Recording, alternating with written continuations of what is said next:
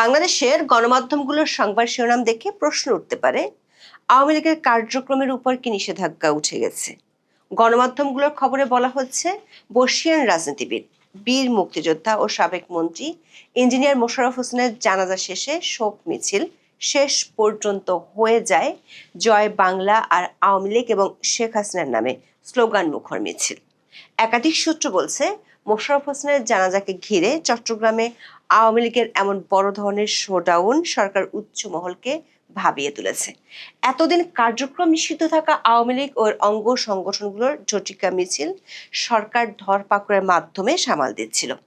আওয়ামী লীগের কার্যক্রম নিষিদ্ধ রাখার জন্য সন্ত্রাস বিরোধী আইনের সংশোধনী পাশ করার পাশাপাশি সরকারি পক্ষগুলো সুপ্রিম কোর্ট বার কাউন্সিলের মতো পেশাজীবী সংগঠনের নির্বাচনে জোর করে দলটির সমর্থকদের নির্বাচন থেকে দূরে রেখেছে। তাতে ফল হয়েছে উল্টো, সমালোচনা দেশ ছাড়িয়ে দেশের বাইরে ছড়িয়ে পড়েছে। সম্প্রতি ব্রাহ্মণবাড়িয়া সহ বেশ কয়েকটি জেলায় বড় বড় মিছিল, ছাত্রলীগ কর্মীদের কৃষকদের ধান কেটে দেওয়ার মতো কর্মসূচি সরকার ঊর্ধ্বতন মহলের চিন্তাকে বাড়াচ্ছিল।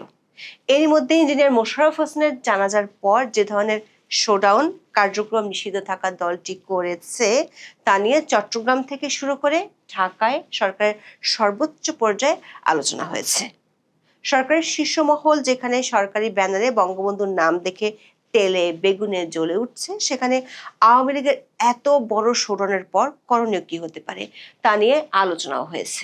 সরকার একটি সূত্র বলছে, এতদিন আওয়ামী লীগ ফেরত আসতে পারে এমন ভয় দেখিয়ে জুলাই সনদ ও সংবিধান সংস্কার ইস্যুতে জামাত এনসিপিকে মাঠের আন্দোলন থেকে দূরে রেখেছে।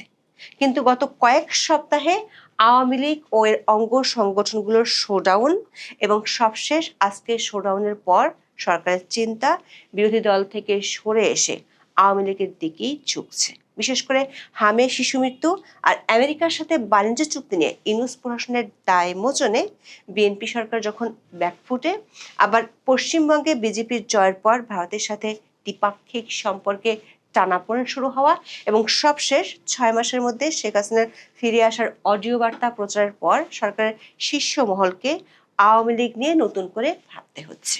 বিস্তারিত জানতে চলুন যাওয়া যাক বিশ্লেষণে।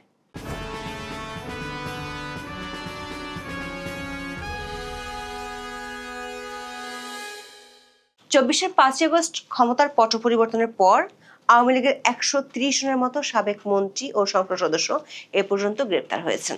অনেক নেতা দেশের বাইরে ও ভেতরে পালিয়ে আছেন। দলটির কার্যক্রমের উপর ইন্টারিম গভর্নমেন্টের পর বিএনপিও নিষেধাজ্ঞা বহাল রেখেছে। যদিও বিএনপি জামাত দুই দলই নির্বাচনের সময় আওয়ামী লীগের সমর্থকদের কাছে ভোট চাওয়ার ক্ষেত্রে প্রতিযোগিতায় নেমেছিল। ইন্টারিয়ামের আমল থেকে দলটির নেতাকর্মীরা কর্মসূচি বলতে ঝটিকা মিছিল করে আসছে। যদিও এসব মিছিল থেকে অনেক নেতাকর্মী গ্রেপ্তার হয়েছেন, তারপরও প্রায় রাজধানী ঢাকা সহ দেশের প্রত্যন্ত অঞ্চলে মিছিল করতে দেখা যাচ্ছে। পুলিশের একাধিক সূত্র বলছে, অন্তর্বর্তী সরকার আমল থেকে আওয়ামী লীগ ও এর অঙ্গ সংগঠনগুলোর মিছিল নিয়ে পুলিশকে বেশ বিপাকে পড়তে হয়, জবাবদিহি করতে হয়। অন্তর্বর্তী সরকার আমলে গত বছরের 24শে সেপ্টেম্বর একদিনই রাজধানীর বিভিন্ন স্থান থেকে ঝটিকা মিছিল করার সময় 244 জন নেতাকর্মীকে গ্রেপ্তার করা হয়েছিল।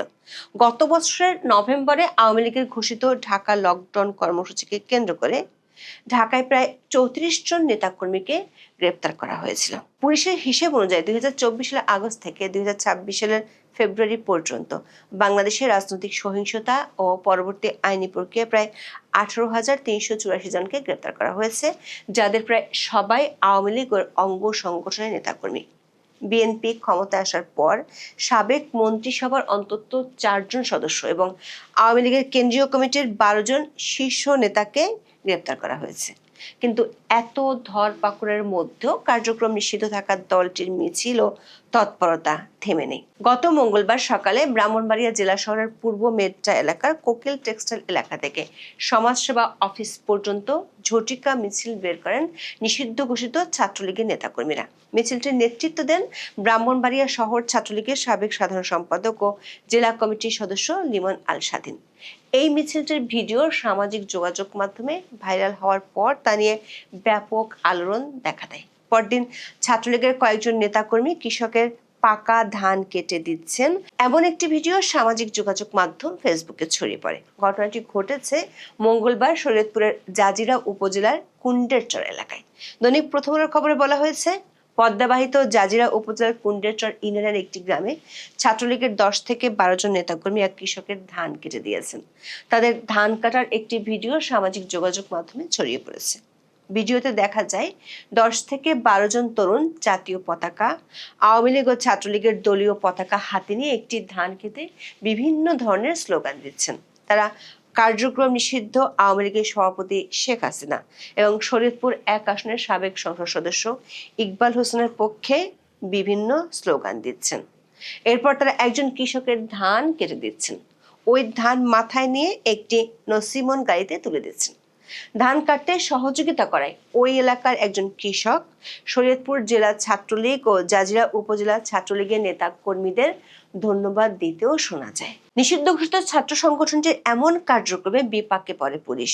উপরের মহলের চাপে খোঁজ নেওয়া শুরু করে। সরকারের শীর্ষ মহল থেকে পুলিশকে গোয়েন্দা তৎপরতা বাড়ানোর তাগিদ দেওয়া হয়।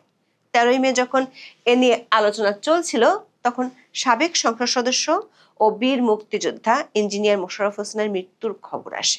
প্রকৌশল বিদ্যায় পড়াশোনা করা মোশাররফ হোসেন একাধারে বর্ষিয়ান রাজনীতিবিদ, মুক্তিযুদ্ধের সংগঠক ও সফল শিল্পপতি ছিলেন। এই মুক্তিযোদ্ধা 1 নম্বর সেক্টরের সাব সেক্টর কমান্ডার ছিলেন। যুদ্ধের সময় বিভিন্ন গুরুত্বপূর্ণ অপারেশনের নেতৃত্ব দেন তিনি। 1972 সালের সংবিধান প্রণেতাদের অন্যতম মোশাররফ হোসেন চট্টগ্রামের মিরসরাই আসন থেকে আওয়ামী লীগের প্রার্থী হিসেবে 6 বার এমপি হন। আমৃত্যু তিনি ছিলেন আওয়ামী লীগের সভাপতি মণ্ডলীর সদস্য। 1996 সালে তিনি বেসামরিক বিমান পরিবহন ও পর্যটন মন্ত্রণালয়ের মন্ত্রীর দায়িত্ব পালন করেন। পরে গৃহায়ন ও গণপূর্ত মন্ত্রী হিসেবেও দায়িত্ব পালন করেন। 2022 সালের 7 ডিসেম্বর রাজধানীর পল্টনে বিএনপি কার্যালয়ে হামলা ও বিএনপি কর্মী মকবুল হত্যার ঘটনায় করা মামলায় 2024 সালের 27 অক্টোবর রাজধানীর বসুন্ধরা আবাসিক এলাকা থেকে মোশাররফ হোসেনকে গ্রেপ্তার করেছিল গোয়েন্দা পুলিশ। পরে আরো বেশ কিছু মামলায় তাকে গ্রেপ্তার দেখানো হয়। কারাগারে থাকা অবস্থায় অসুস্থ হয়ে পড়লে 2025 সালের 5 ফেব্রুয়ারি চট্টগ্রাম মেডিকেল কলেজ হাসপাতালে ভর্তি করা হয় তাকে। 2025 সালের 14 আগস্ট সব মামলায় জামিন পেয়ে কারাগার থেকে বেরিয়ে আসেন তিনি। এরপর থেকে শ্বাসতন্ত্রের জটিলতা সহ নানা শারীরিক অসুস্থতার কারণে হাসপাতালে ভর্তি ছিলেন। 13ই মে তিনি হাসপাতালে চিকিৎসাধীন অবস্থায় মারা যান। 14ই মে চট্টগ্রামে হাজারো মানুষের উপস্থিতিতে এই বর্ষিয়ান রাজনীতিবিদের জানাজা হয়। তাকে শেষ শ্রদ্ধা জানাতে জানাজায় মানুষের ঢল নামে। বৃহস্পতিবার বেলা 11:15টায় চট্টগ্রাম নগরীর জমিয়াতুল ফালাহ মসজিদ মাঠে তার জানাজা অনুষ্ঠিত হয়।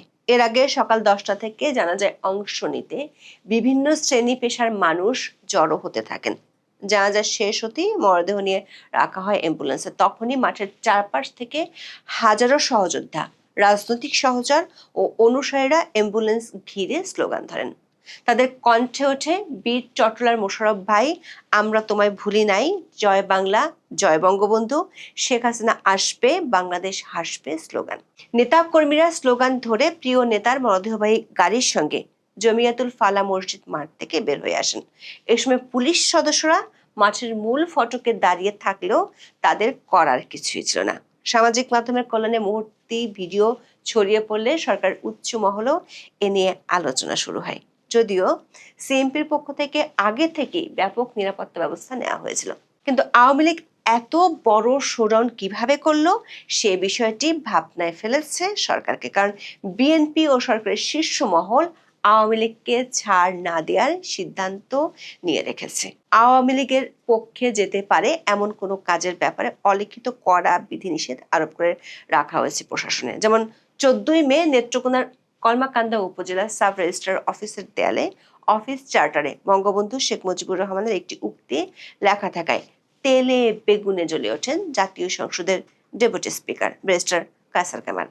14ই মে বিকেলে আকস্মিকভাবে অফিসটি পরিদর্শনে গিয়ে তিনি এই প্রতিক্রিয়া জানান। কার্যালয়ের দেয়ালে টাঙানো সিটিজেন চার্টারে লেখা বঙ্গবন্ধু শেখ মুজিবুর রহমানের একটি বাণী একজন গণমাধ্যম কর্মী ডেপুটি স্পিকারের নজরে আনেন। সেখানে লেখা, সরকারি কর্মচারীদের জনগণের সঙ্গে মিশে যেতে হবে। তারা জনগণের গোলাম, সেবক, ভাই। তারা জনগণের বাপ, জনগণের ছেলে, জনগণের সন্তান। তাদের এই মনোভাব নিয়ে কাজ করতে হবে। এ সম্পর্কিত দুটি ভিডিও সামাজিক যোগাযোগ মাধ্যমে ছড়িয়ে পড়েছে। 40 সেকেন্ডের একটি ভিডিওতে দেখা গেছে ওই সাংবাদিক সিটিজেন চার্টারে বাম হাতের আঙ্গুল রেখে দেখিয়ে বলেন, এগুলো বহু আগে, এগুলো না থাকলে তো ভালো। এই ঘটনায় তিনি সাব রেজিস্ট্রারের কাছে ব্যাখ্যা জানতে চান। এ সময় ওই কর্মকর্তা দুঃখ প্রকাশ করে লেখাটি সরিয়ে ফেলবেন বলে জানান। 1 মিনিট 36 সেকেন্ডের অন্য একটি ভিডিওতে ডেপুটি স্পিকারকে বলতে শোনা যায়, এটা আসলে কি হতভম্বনা, হতাশাও বটে। আর আমি মনে করি যারা এই সমস্ত বিষয় ইগনোর করছেন তাদের বিরুদ্ধে যথাযথ ব্যবস্থা নেওয়া উচিত। এ ব্যাপারে আইনগত ব্যবস্থা নেওয়া উচিত। প্রশ্ন হলো, ডেপুটি স্পিকার কায়সার কামাল নিজেই আইনের লোক এবং তিনি ডেপুটি স্পিকার হয়েছেন বর্তমান সংবিধান অনুযায়ী। সেই সংবিধানে বঙ্গবন্ধুকে সর্বোচ্চ সম্মান দেওয়া হয়েছে। বিএনপি আবার বিরোধী দলকে কথায় কথায় সংবিধান রক্ষার ছবকও দেয়। তাহলে বিএনপির ডেপুটি স্পিকার কেন একটি চার্টারে বঙ্গবন্ধুর একটি উক্তি দেখে তেলে বেগুনে জ্বলে উঠলেন? সূত্রগুলো বলছে, সাম্প্রতিক সময়ে আঞ্চলিক ভূ রাজনীতিতে কিছু নাটকীয় পরিবর্তন বিএনপিকে আওয়ামী লীগের বিষয়ে আরও ভাবিয়ে তুলেছে। এমনকি বিরোধী দল জামাত ও এনসিপি আওয়ামী লীগ সুবিধা নিতে পারে এই আতঙ্কে সরকার বিরুদ্ধে আন্দোলনে যাচ্ছে না। দৈনিক যুগান্তরের এক রিপোর্টে বলা হয়েছে, রাজনীতির মাঠে প্রকাশ্যে হাকডাক যতই থাক না কেন, ক্ষমতাসীন বিএনপি ও জামাত ইসলামী নেতৃত্বাধীন বিরোধী দল কেউই আপাতত একে অপরের বিরুদ্ধে কঠোর অবস্থানে যাচ্ছে না। রিপোর্টটিতে বলা হয়েছে, সরকার ও বিরোধী দলের মধ্যে সংঘাতময় পরিস্থিতি তৈরি হলে তাতে কার্যক্রম নিষিদ্ধ আওয়ামী লীগের রাজনীতিতে ফেরার সুযোগ তৈরি হবে। আর এমন পরিস্থিতিতে বিপদ বাড়তে পারে বলে 3 দলের মধ্যে আলোচনা আছে। বলা হচ্ছে, আওয়ামী লীগ দেশের রাজনীতিতে ফের ক্ষমতা যেতে পারলে কাউকে ছাড় দেবে না, বরং বিএনপির তুলনায় জামাত ও এনসিপি আওয়ামী লীগের বড় শত্রু, এমন আলোচনা আছে। সংশ্লিষ্টদের মতে রাজনীতিতে এসব আলোচনা ও পর্যালোচনার মুখে বিরোধীদের সরকার বোঝাতে চাইছে যে অতিরিক্ত কঠোর আন্দোলনে গেলে দেশে নতুন রাজনৈতিক সমীকরণ তৈরি হতে পারে। তাছাড়া বিষয়টি বিরোধী দলের নেতারাও জানেন। সরকার এমন কৌশলের উদ্দেশ্য হলো জামাতের সামনে দৃশ্যমান করা যে তারা বেশি কঠোর অবস্থানে গেলে আওয়ামী লীগের ফেরার সুযোগ তৈরি হতে পারে। অনেকের মতে 3 দলের মধ্যে আওয়ামী লীগের ব্যাপারে এক ধরনের ভীতিও রয়েছে। ফলে রাজনীতির মাঠে যতই কঠোর অবস্থান দেখা যাক না কেন, আওয়ামী লীগ এবং শেখ হাসিনা প্রশ্নে শেষ পর্যন্ত বিএনপি, জামাত ও এনসিপি ঐক্যবদ্ধ থাকবে বলে রাজনৈতিক পর্যবেক্ষকরা মনে করছেন। কিন্তু বাস্তবতা হলো, গত কয়েক সপ্তাহে আওয়ামী লীগ ও অঙ্গ সংগঠনগুলোর শোডাউন ব্যাপক হারে বেড়েছে। এই শোডাউনগুলো সরকারের চিন্তা বাড়াচ্ছে, কারণ নতুন আঞ্চলিক ভূ রাজনৈতিক পরিস্থিতি। পশ্চিমবঙ্গে গেরুয়া দলের জয়ের পর পুশিন আর সীমান্তে বেড়া দেয়া নিয়ে ভারত ও বাংলাদেশের সম্পর্কে নতুন মোড় নিয়েছে। ভারতীয় ভিসা উন্মুক্ত করার কথা থাকলেও সেটি খুব সহসা না হওয়ার শঙ্কা দেখা দিয়েছে। এরই মধ্যে শেখ হাসিনা 6 মাসের মধ্যে দেশে ফেরার ঘোষণা সম্বলিত অডিও ক্লিপ ভাইরাল হয়েছে। সরকার একটি সূত্র বলছে, এসব বিষয়ের কারণে আওয়ামী লীগের নেতাকর্মীদের মধ্যে উজ্জীবিত ভাব তারা দেখছেন। যদিও কার্যক্রম নিষিদ্ধ থাকায় দলটির পক্ষে আনুষ্ঠানিক কোনো সভা সমাবেশ করা সম্ভব নয়। কিন্তু পুলিশের একাধিক সূত্র বলছে, 17 মে দলটির সভানেত্রী শেখ হাসিনার স্বদেশ প্রত্যাবর্তন উপলক্ষে তারা বড় ধরনের শোডাউন করতে চায়, এমন খবর পুলিশের কাছে আছে। বিষয়টি নিয়ে পুলিশকে তৎপর হতেও বলা হয়েছে। তবে পুলিশের কয়েকজন কর্মকর্তা বলেছেন, সারা দেশে অনেক বেশি সংখ্যক খণ্ড খণ্ড মিছিল হলে পুলিশের পক্ষে ঠেকানো সম্ভব নয়, কারণ এরই মধ্যে ব্যাপক ধরপাকড় করেও তেমন কোনো ফল পাওয়া যায়নি। এখন এ পর্যন্ত। সবাই ভালো থাকুন, সুস্থ থাকুন, নিরাপদে থাকুন। দেখা হবে আগামী পর্বে।